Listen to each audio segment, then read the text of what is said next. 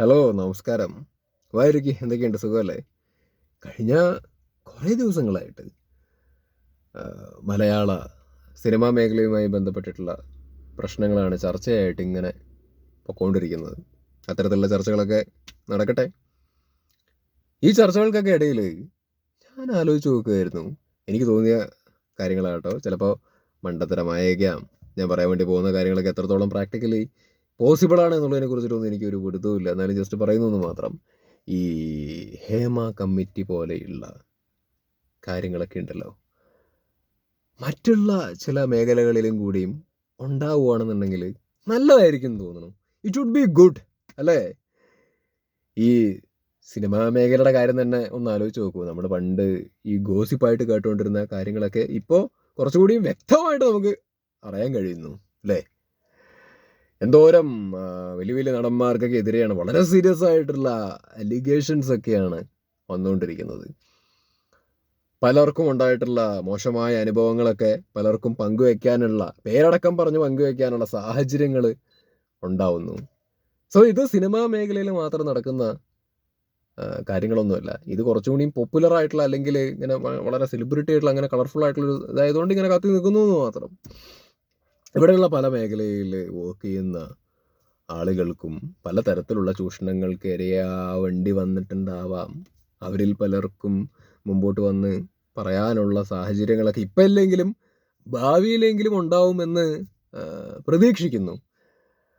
അപ്പം ഇതും കൊണ്ടൊക്കെ ഈ മലയാള ഇൻഡസ്ട്രിയുടെ കാര്യം പറയുകയാണെങ്കിൽ ഇതും കൊണ്ടൊക്കെ 100% ഇത് ക്ലിയർ ആവും അങ്ങനെയൊന്നുമല്ല ഞാൻ പറയുന്നത്. ബട്ട് സ്റ്റിൽ ഇതിന് നല്ലൊരു ഇമ്പാക്റ്റ് ആക്ച്വലി ഉണ്ടാക്കിയെടുക്കാൻ വേണ്ടിയിട്ട് പറ്റിയിട്ടുണ്ടെന്നാണ് ഞാൻ വിശ്വസിക്കുന്നത്. ഇനി ഈ കുണ്ടാവണ്ടി കാണിക്കാൻ വേണ്ടി പോകുന്ന ആൾക്കാരൊക്കെ ഉണ്ടല്ലോ, എന്ത് കുണ്ടാവണ്ടിയാണോ കാണിക്കാൻ വേണ്ടി പോകുന്ന ആ ചിന്ത വരുമ്പോൾ തന്നെ ഒന്ന് പേടിക്കും, ഒന്ന് വിറയ്ക്കും.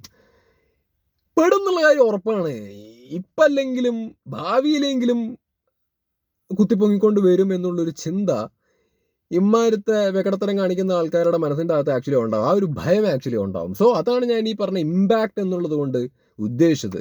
സോ ഈ ഹേമ കമ്മിറ്റി റിപ്പോർട്ടൊക്കെ വന്നതിന് ശേഷം പല ആൾക്കാരും മുമ്പോട്ട് വന്ന് ഈ തുറന്നു പറച്ചിലിനൊക്കെ ശേഷം നല്ല ചലനം ആക്ച്വലി സൃഷ്ടിച്ചിട്ടുണ്ട്. സോ ഞാൻ വളരെ ആത്മാർത്ഥമായിട്ട് ആഗ്രഹിക്കുകയാണ്, ഇവിടെയുള്ള എല്ലാ മേഖലകളിലൊന്നും നടക്കുന്നത് ഞാൻ പറയുന്നില്ല, ബട്ട് ചില മേഖലകളിലെങ്കിലും ഇത്തരത്തിലുള്ള എന്താ പറയുക, ഇപ്പോൾ ഉണ്ടായിട്ടുള്ള അന്വേഷണങ്ങൾ പോലെയുള്ള കാര്യങ്ങളൊക്കെ മറ്റു മേഖലകളിലും കൂടി വരുവാണെന്നുണ്ടെങ്കിൽ ഒരുപാട് മാറ്റങ്ങൾ ആക്ച്വലി ഇതുകൊണ്ട് തന്നെ ഉണ്ടാക്കിയെടുക്കാൻ വേണ്ടിയിട്ട് പറ്റും. ഓക്കെ, അപ്പോൾ ഇത്രയേ ഉള്ളൂ ഇതിനെക്കുറിച്ച് എനിക്ക് പറയാനുള്ളത്. ഇനി അടുത്തൊരു കാര്യത്തിലേക്ക് വരികയാണെന്നുണ്ടെങ്കിൽ ഈ പ്രതികരണങ്ങളെ കുറിച്ചിട്ട് പറയാം. ഇപ്പോൾ ഈ ഒരു വിഷയത്തെക്കുറിച്ചിട്ട് പലരും വന്ന് പ്രതികരിക്കുന്നുണ്ട്. ആർക്കും പ്രതികരിക്കാം. ഇപ്പോൾ നമ്മൾ പ്രതികരിക്കുന്നുണ്ട്, മെയിൻ സ്ട്രീം പ്രതികരിക്കുന്നുണ്ട്, ആർക്കും പ്രതികരിക്കാം. പിന്നെ ഈ സിനിമ മേഖലയിലുള്ള ആൾക്കാർ തന്നെ വന്നിട്ട് പറയുന്നുണ്ട്. ഇപ്പോൾ ടോവിനോ വന്ന് പറഞ്ഞു, അതെനിക്ക് വളരെ സാറ്റിസ്ഫാക്ടറി ആയിട്ട് തോന്നി. പിന്നെ പൃഥ്വിരാജ് വന്ന് പറഞ്ഞു, അതും സാറ്റിസ്ഫാക്ടറി ആയിട്ട് തോന്നി. പിന്നെ ജഗദീഷ് വന്നത് വളരെ വളരെ സാറ്റിസ്ഫൈഡായി. പിന്നെ ഇപ്പോൾ മോഹൻലാലിൻ്റെ മമ്മൂട്ടിയുടെ കാര്യം പറയുകയാണെന്നുണ്ടെങ്കിൽ ഡീറ്റെയിൽ ആയിട്ട് പറയണം. മോഹൻലാൽ ഇപ്പോൾ വന്ന് പ്രതികരിച്ചു. പ്രതികരണത്തിലേക്ക് ഞാൻ വരാം. മോഹൻലാൽ പ്രതികരിക്കുന്നതിന് മുമ്പ് എങ്ങനെയായിരുന്നു ആൾക്കാർ പറഞ്ഞുകൊണ്ടിരുന്നത്? മോഹൻലാൽ എവിടെ? മോഹൻലാൽ മുങ്ങിയോ? മോഹൻലാൽ പേടിച്ചു. എന്താണ് പറയുക, മമ്മൂട്ടി എവിടെ? മമ്മൂട്ടി എന്തുകൊണ്ട് പ്രതികരിക്കുന്നില്ല? മമ്മൂട്ടിയുടെ പൊടി പോലും കാണുന്നില്ലല്ലോ, മോഹൻലാലിൻ്റെ പൊടി പോലും കാണുന്നില്ലല്ലോ. ഓക്കെ, അവര് പ്രതികരിക്കുന്നത് കാണാൻ നമുക്കും മോഹമുണ്ട്. അവരുടെ സ്റ്റാൻഡ് എന്താണെന്ന് അറിയാൻ നമുക്കും ആക്ച്വലി മോഹമുണ്ട്. ഓക്കെ, പക്ഷേ ഇവിടെ ആളുകൾ വന്നിരുന്നിട്ട് പ്രതികരിക്കുക, അവരവരുടെ അഭിപ്രായങ്ങൾ പറയുക എന്നുള്ളതിനെക്കാട്ടിലും ഉപരി ശരിക്കും ഇവിടെ ഈ മീഡിയക്കാരാണെന്നുണ്ടെങ്കിലും ഇത് കൃത്യമായി ഫോളോ അപ്പ് ചെയ്ത് ഈ കേസ്, അല്ലാണ്ട് ഈ പറഞ്ഞ നടന്മാരുടെ പുറകെ പോയിട്ട് എന്താ നിങ്ങൾക്ക് പറയാനുള്ളത് എന്നുള്ളത് ചോദിക്കണതിനെക്കാട്ടിലും ഉപരി ഈ പർട്ടിക്കുലർ കേസ് ഉണ്ടല്ലോ, ഈ പർട്ടിക്കുലർ കേസ് ഭയങ്കര സീരിയസ് ആയിട്ടുള്ള പ്രശ്നമാണ്. പലർക്കും എതിരെ ഉണ്ടായിരിക്കുന്നത് വളരെ സീരിയസ് ആയിട്ടുള്ള അലിഗേഷൻസ് ആണ്. ഈ കേസിൻ്റെ അപ്ഡേറ്റ് കൃത്യമായിട്ട് ഇവർ ഫോളോ അപ്പ് ആക്ച്വലി ചെയ്യണം. ശരിക്കും ഇത് വളരെ സീരിയസ് ആയിട്ടുള്ള കാര്യമാണ്. ഇതിൽ ആൾക്കാർ അഭിപ്രായം പറയുക എന്നുള്ളതിനെക്കാട്ടിലുപരി ഇത് കൃത്യമായിട്ടുള്ള സീരിയസ് ആയിട്ട് ആത്മാർത്ഥമായിട്ടുള്ള അന്വേഷണങ്ങൾ ആക്ച്വലി ഉണ്ടാവുക, നിയമപരമായിട്ട് കൃത്യമായിട്ടുള്ള അന്വേഷണങ്ങൾ ആക്ച്വലി ഉണ്ടാവുക, വളരെ മാതൃകാപരമായിട്ടുള്ള നടപടികൾ ആക്ച്വലി ഉണ്ടാവുക. കുറ്റം ചെയ്തിട്ടുണ്ട് എന്നുണ്ടെങ്കിൽ, ഈ വക അലിഗേഷൻസ് പല ആൾക്കാർക്കെതിരെ വന്നിട്ടുണ്ടല്ലോ, അത് കുറ്റം ചെയ്തിട്ടുണ്ടെന്നുണ്ടെങ്കിൽ അവർക്കെതിരെ കൃത്യമായ മാതൃകാപരമായിട്ടുള്ള നടപടികൾ ആക്ച്വലി ഉണ്ടാവുക. അതേപോലെ തന്നെ ഈ അലിഗേഷൻസ് വെച്ചവരിൽ അത് റോങ് ആയിട്ടുള്ള അലിഗേഷനാണ്, തെറ്റായിട്ടുള്ളതാണെന്നുണ്ടെങ്കിൽ അവർക്കെതിരെ മാതൃകാപരമായിട്ടുള്ള ഉണ്ടാവുക. അത് നിയമപരമായിട്ട് ഇത് കൃത്യമായിട്ട് കോടതിയിൽ ഒരു തീരുമാനം ഉണ്ടാവുക എന്ന് പറയുന്ന ഒരു സാധനം ആക്ച്വലി ഉണ്ട്. അപ്പോൾ ഈ പർട്ടിക്കുലർ കേസിന് പ്രാധാന്യം കൊടുക്കുക, ഈ വിഷയത്തിൽ പ്രാധാന്യം കൊടുക്കുക, അത് ഫോളോ അപ്പ് ചെയ്യാൻ വേണ്ടിയിട്ട് ശ്രമിക്കുന്നതായിരിക്കും കൂടുതൽ നല്ലത് എന്നുള്ളതാണ് എൻ്റെ ഒരു വ്യക്തിപരമായിട്ടുള്ള അഭിപ്രായം. ഞാൻ വീണ്ടും പറയുന്നു, ഇവിടെ മോഹൻലാലിന്റെ പ്രതികരണത്തിന് വേണ്ടിയിട്ട് പുറകോടുന്നത് കൊണ്ട് തെറ്റാണെന്നോ, മമ്മൂട്ടിക്ക് വേണ്ടിയിട്ട് പുറകോടുന്നത് തെറ്റാണെന്നോ, മറ്റു നടന്മാർക്ക് പുറകെ ഇവരുടെ അഭിപ്രായം അറിയാൻ വേണ്ടിയിട്ട് പുറകോടുന്നത് തെറ്റാണെന്നോ ഒന്നുമല്ല ഞാൻ പറയുന്നത്. ഓടിക്കോളൂ, പക്ഷേ അതൊരു കേവലം ഇപ്പൊ മറ്റുള്ള വിഷയങ്ങളൊക്കെ പോലെ എല്ലാം TRP ആണല്ലോ മെയിൻ അല്ലേ. ഇപ്പൊ വയനാട് വന്ന് മറ്റേ എന്താണ് പറയാ മുല്ലപ്പെരിയാറ് ഒക്കെ ഇതൊക്കെ സീരിയസ് ആയിട്ടുള്ള കാര്യങ്ങളാണ്. പക്ഷെ ഇതെല്ലാം പകുതിന്ന് പോവും. ഒന്നിന്റെ അപ്ഡേറ്റ് നമുക്ക് അറിയാൻ പറ്റാറില്ല. ഈ വിഷയം മാത്രമല്ല കേട്ടോ ഞാൻ പറയണേ, ഏത് വിഷയം നിങ്ങൾ നോക്ക്, ഏത് വിഷയത്തിന്റെയും അപ്ഡേറ്റ്സ് അല്ലെങ്കിൽ ഫോളോ അപ്സ് നമുക്ക് കാര്യമായിട്ട് കാണാൻ വേണ്ടിയിട്ട് പറ്റാറില്ല. സോ എല്ലാ വിഷയത്തിനും ഒരു ഫോളോ അപ്പും അല്ലെങ്കിൽ അതിൻ്റെ ഒരു എന്താണ് പറയുക വെർഡിക്റ്റും എന്താണ് എങ്ങനെ പുരോഗമിക്കുന്നു എന്നുള്ളതിനെ കുറിച്ചിട്ടൊക്കെ നമുക്ക് അറിയാൻ ആക്ച്വലി ആഗ്രഹമുണ്ട്. സോ ഈ പർട്ടിക്കുലർ വിഷയം, ഈ പർട്ടിക്കുലർ കേസിനെ ഫോളോ അപ്പ് ചെയ്തിട്ട് എന്താണ് കാര്യങ്ങളെ മുമ്പോട്ട് അറിയിക്കാൻ വേണ്ടിയിട്ട് അതിന് സീരിയസ്നെസ് കൊടുത്തിട്ട് മുമ്പോട്ട് പോകുന്നതായിരിക്കും നല്ലതെന്നാണ് എനിക്ക് ആക്ച്വലി പറയാനുള്ളത്. സീരിയസ്ലി എനിക്ക് അത്രയാണ് പറയാനുള്ളത്. ഇപ്പോൾ അല്ലാണ്ട് ഇപ്പോൾ മോഹൻലാൽ വന്ന് പറഞ്ഞു, ടു ബി ഫ്രാങ്ക് ഞാൻ പറയാലോ, എന്താണ് ജഗദീഷ് പ്രതികരിച്ചാൽ എങ്ങനെയിരിക്കും എന്നുള്ളത് എനിക്ക് കൃത്യമായിട്ട് അറിയാം. എനിക്ക് നല്ല ഒട്ടുമിക്ക ആൾക്കാർക്കും അറിയാം. പൃഥ്വിരാജ് പ്രതികരിക്കുകയാണെങ്കിൽ ഏത് തരത്തിൽ വരുന്നുള്ളതിനെ കുറിച്ചിട്ടും കൃത്യമായിട്ട് നമുക്കറിയാം. നമുക്കൊരു ധാരണ ആക്ച്വലി ഉണ്ടാവുമല്ലോ. ലാലേട്ടൻ്റെ കാര്യം കൃത്യമായിട്ട് എനിക്കറിയാം. ഞാൻ സത്യം പറഞ്ഞു കഴിഞ്ഞാൽ പുള്ളിയുടെ പ്രതികരണം കേൾക്കാൻ ഞാൻ വരുമായിരിക്കും എന്നുള്ളൊരു പ്രതീക്ഷ എനിക്കുണ്ടായിരുന്നു. പക്ഷെ പുള്ളി പറയുകയാണെങ്കിൽ തന്നെ എന്തോരം പറയും, എങ്ങനെ പുള്ളി പ്രസന്റ് ചെയ്യും എനിക്കറിയാം. ഭയങ്കരമായിട്ട് ഈ ആളുകൾ എക്സ്പെക്ട് ചെയ്യുന്ന തരത്തിലുള്ള ഗംഭീരമായ പരിപാടി അത് പുള്ളിയുടെ തെറ്റല്ല, പുള്ളി അങ്ങനെയാണ്, പുള്ളിയുടെ നേച്ചർ അങ്ങനെയാണ്. ഇപ്പോൾ പുള്ളി പ്രതികരിക്കാതിരുന്നിട്ടില്ല, പുള്ളി പ്രതികരിച്ചു. പുള്ളിക്ക് പറയാൻ പറ്റുന്ന അത്ര കാര്യങ്ങൾ പുള്ളിക്കാരൻ പറഞ്ഞു. പിന്നെ ചില കാര്യങ്ങൾ ഇങ്ങനെ ഓരോന്ന് ഇടയെന്ന് പുള്ളി വളരെ പാനിക്കാണെന്ന് തോന്നുന്നു. ഞാൻ മനസ്സിലാക്കിയ ഒരു കാര്യം അതാണ്. പുള്ളി ഒന്നാമത് ആൾക്കാരുടെ മുമ്പിൽ നിന്ന് വർത്തമാനം പറയാനുള്ളൊരു സംഭവം പുള്ളിക്ക് ഇതില്ല. കാരണം അങ്ങനെയൊക്കെയുള്ള കാര്യത്തിൽ ബുദ്ധിമുട്ടുള്ളൊരു വ്യക്തിയായിട്ടാണ് എനിക്ക് പുള്ളിനെ തോന്നിയിരിക്കുന്നത്. പിന്നെ അതിൻ്റെ കൂടുതൽ പേടി, അല്ലെങ്കിൽ പുള്ളി നിസാരപ്പെട്ട കാര്യങ്ങൾ പോലും പുള്ളിയുടെ അടുത്ത് ചോദിക്കുന്ന സമയത്ത് പുള്ളി ചക്ക എന്ന് പറഞ്ഞാൽ ചുക്ക് എന്ന് പറയും. അത് പുള്ളിയുടെ തെറ്റായിട്ടല്ല ഞാൻ പറയുന്നത്. പുള്ളി വളരെ ലഘുവായി അല്ലെങ്കിൽ വളരെ പോസിറ്റീവായിട്ട് മാത്രം കാര്യങ്ങളെ ചിന്തിക്കുകയും കാര്യങ്ങളെ കാണുകയും വർത്തമാനം പറയുന്നതായിട്ട് മാത്രം നമ്മൾ ഇതുവരെ ഇൻ്റർവ്യൂസിലും അല്ലെങ്കിൽ ഏത് വിഷയത്തെക്കുറിച്ചിട്ടൊക്കെ നമ്മൾ പുള്ളിയുടെ കണ്ടിട്ടുള്ളൂ. അപ്പോൾ അങ്ങനെയുള്ളൊരു വ്യക്തി ഇത്രയും സീരിയസ് ആയിട്ടുള്ളൊരു വിഷയത്തെക്കുറിച്ചിട്ട് പ്രതികരിക്കുന്ന സമയത്ത് പുള്ളിയുടെ ഒന്നും ഭയങ്കരമായൊരു നിലപാട് അല്ലെങ്കിൽ ഭയങ്കരമായൊരു എന്താണ് ഈ പൃഥ്വിരാജൊക്കെ പ്രതികരിച്ച പോലെ അല്ലെങ്കിൽ ജഗദീഷൊക്കെ പറയുന്ന പോലെ ടോവിനോ, സത്യം പറഞ്ഞാൽ ഞാനത് പ്രതീക്ഷിച്ചിട്ടില്ല.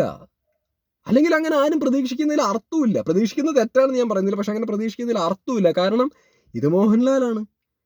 Mohanlal is like that. അയാൾ പറയേണ്ട കാര്യങ്ങളിൽ പോയിന്റുകൾ, കുറേ കാര്യങ്ങളൊക്കെ ഈ പറഞ്ഞ ഈ വിഷയവുമായി ബന്ധപ്പെട്ടിട്ട് ലാലേട്ടൻ കുറേ കാര്യങ്ങളൊക്കെ പറഞ്ഞു. കുറേ കാര്യങ്ങളൊക്കെ അയാൾ പറയാൻ പറ്റുന്ന കാര്യങ്ങളെല്ലാം പറഞ്ഞിട്ടുണ്ട്. അത് ഓക്കെയാണ്. പക്ഷെ പറഞ്ഞ കാര്യങ്ങളിൽ കുറേ സാധനങ്ങളൊക്കെ കയ്യിൽ നിന്നും പോയിട്ടുണ്ട്. ഇപ്പം ഈ പറഞ്ഞ എന്താണ് ഈ സിനിമ ഇൻഡസ്ട്രീനെ കുറിച്ചിട്ട് പറഞ്ഞ ചില കാര്യങ്ങളൊക്കെ മൂപ്പരത് വളരെ ഇമോഷണലി പറഞ്ഞൊരു കാര്യമാണ്. കയ്യിൽ നിന്ന് പോയിട്ടുണ്ട് പറഞ്ഞത് ഭയങ്കര മാരകമായ തെറ്റൊന്നുമല്ല പുള്ളിയുടെ ഭാഗത്ത് നിന്ന് പറ്റിയത്. ഇപ്പോൾ അയാളെ ക്രൂശിക്കാൻ മാത്രമായിട്ടൊന്നുമില്ല, അങ്ങനെ എനിക്ക് തോന്നുന്നില്ല അങ്ങനെ ക്രൂശിക്കാൻ മാത്രമായിട്ട് എന്തെങ്കിലുമൊക്കെ ഉണ്ടെന്ന്.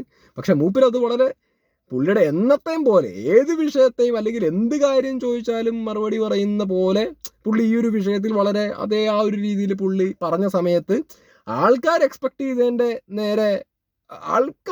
ചെയ്തതിൻ്റെ ഒരു ലെവലിലേക്ക് പുള്ളി ഈ ഒരു വിഷയത്തെ കുറിച്ചിട്ട് അങ്ങ് ഭയങ്കരമായിട്ട് സംസാരിച്ചില്ല എന്നുള്ളത് കൊണ്ട് തന്നെ പലരും ഇപ്പോൾ പുള്ളിനെ ട്രോൾ ചെയ്യുന്നുണ്ട്, പുള്ളിനെ ചീത്ത വിളിക്കുന്നുണ്ട്, തെറി വിളിക്കുന്നുണ്ട്, ആക്ഷേപിക്കുന്നുണ്ട്.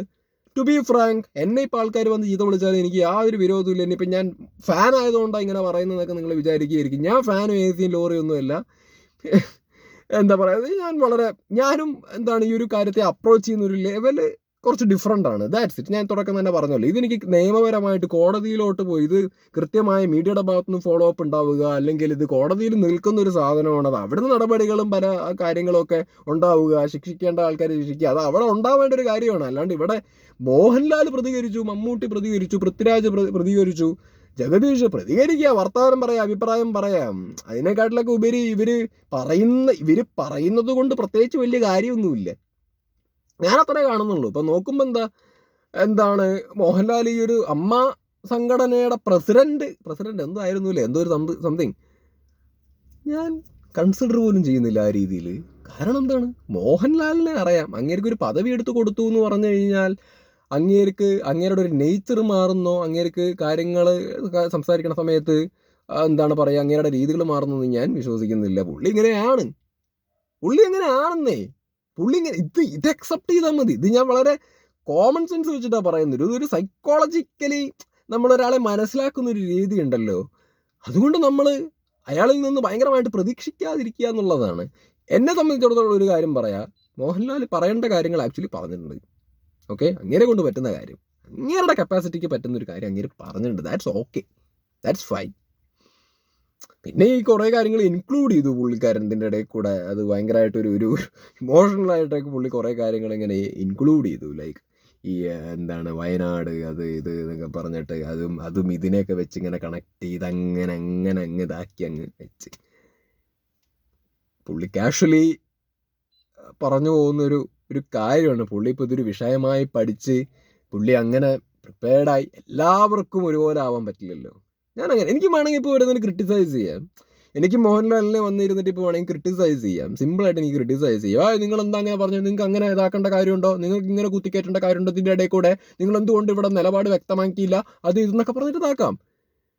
പക്ഷെ അത് ഞാൻ എന്നോട് ചെയ്യുന്നൊരു തെറ്റായിരിക്കും. കാരണം ഞാൻ സിനിമാടന്മാരുടെ എന്നല്ല, ഏതൊരു ആൾക്കാരുടെയും, ഇപ്പോൾ ബുക്ക് എഴുതുന്ന ആൾക്കാരുടെ ആണെങ്കിലും ആരുടെ ആണെങ്കിലും ഇൻ്റർവ്യൂസ് ഞാൻ കാണുന്ന ഒരാളാണ്. നമുക്ക് അതിൽ നിന്ന് തന്നെ ഓരോ ചോദ്യങ്ങളിൽ ഇവർ പറയുന്ന മറുപടികളിൽ നിന്ന് തന്നെ, ഓരോ വിഷയത്തിൽ ഇവർ പറയുന്ന തിരിച്ചുള്ള മറുപടികൾ, അവരുടെ ഒരു അപ്രോച്ച് കണ്ടാൽ തന്നെ അയാളുടെ ഒരു നേച്ചർ എന്താണെന്നുള്ളത് മനസ്സിലാക്കാൻ വേണ്ടി പറ്റും. ലൈക്ക് നേച്ചർ എന്ന് പറഞ്ഞാൽ 100% എങ്ങനെയാണെന്നുള്ളതല്ല പറയുന്നത്, ഒരാളുടെ ഒരു കപ്പാസിറ്റി നമുക്ക് മനസ്സിലാക്കാൻ വേണ്ടി പറ്റും.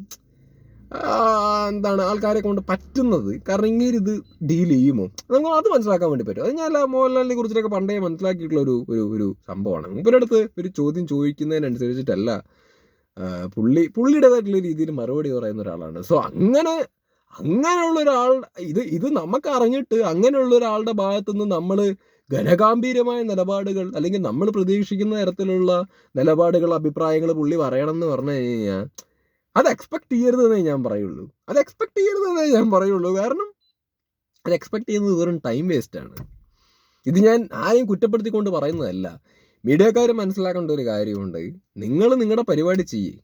നിങ്ങൾ വെറുതെ എന്താ പറയുക, ആൾക്കാരുടെ പുറകെ ഇതൊന്നും ഈ ആൾക്കൂട്ട വിചാരണകളും പരിപാടികളൊന്നും നടത്തിയിട്ടൊന്നും യാതൊരു കാര്യമില്ല.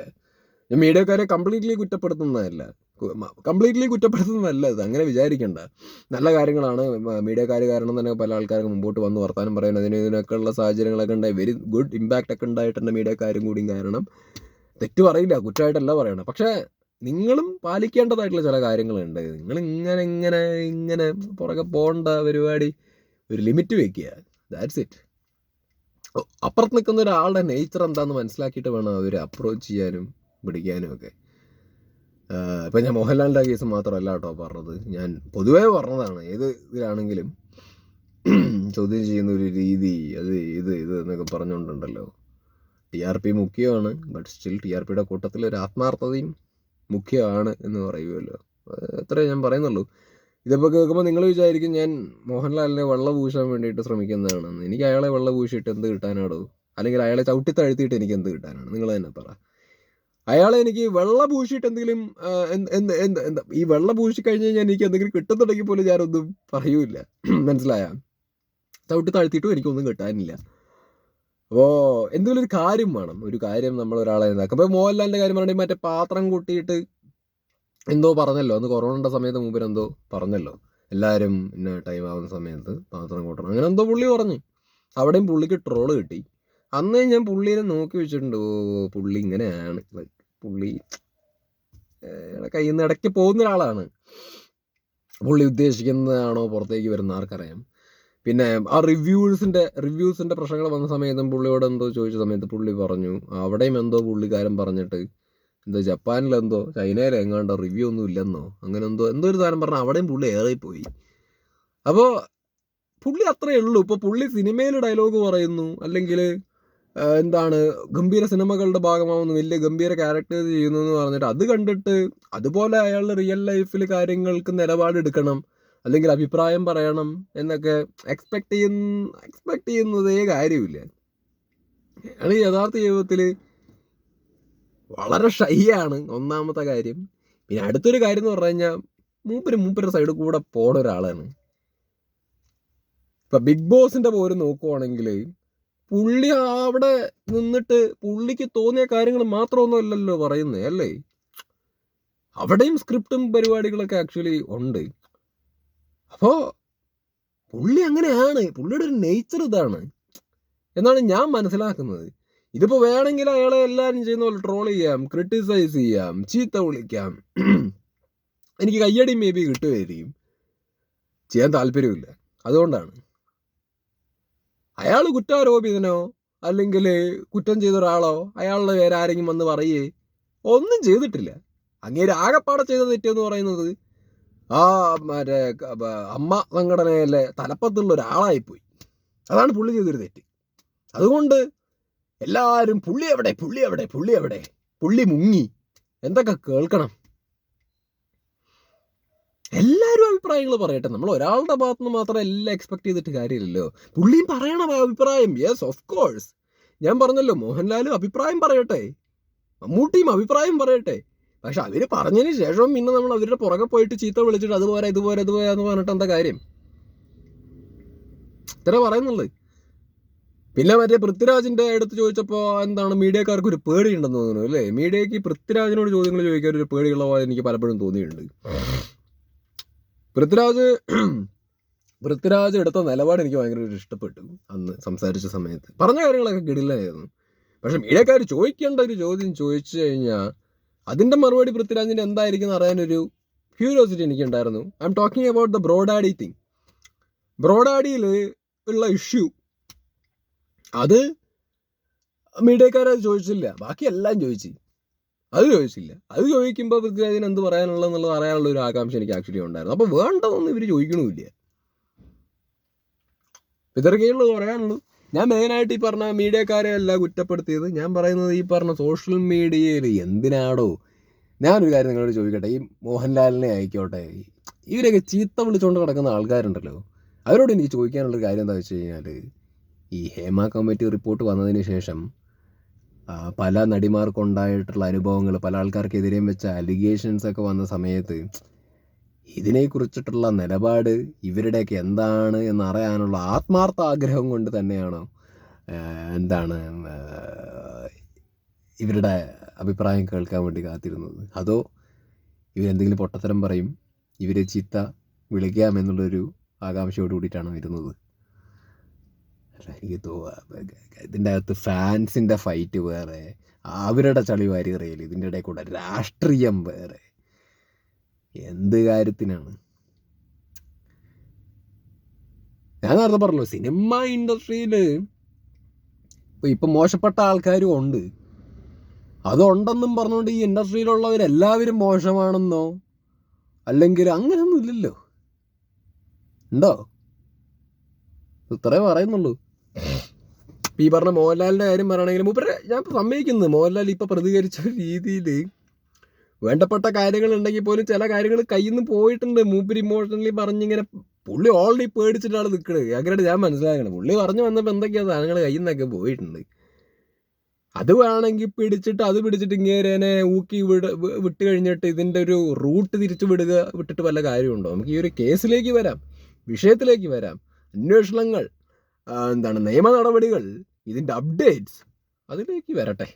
അതിനാണ് പ്രാധാന്യം. അല്ലാണ്ട് ഇവിടെ മോഹൻലാൽ വന്ന് പറഞ്ഞോ, മമ്മൂട്ടി എന്തു പറഞ്ഞു, അവർ പറയട്ടെ. പക്ഷെ അവരെന്തു പറഞ്ഞു എന്നുള്ളതിനെക്കാട്ടിലൊക്കെ ഉപരി ഈ വിഷയത്തിനാണ് പ്രാധാന്യം, കോടതിക്കാണ് പ്രാധാന്യം, നിയമത്തിനാണ് പ്രാധാന്യം, അതിൽ നിന്നുണ്ടാവുന്ന നടപടികൾക്കാണ് പ്രാധാന്യം. That's it.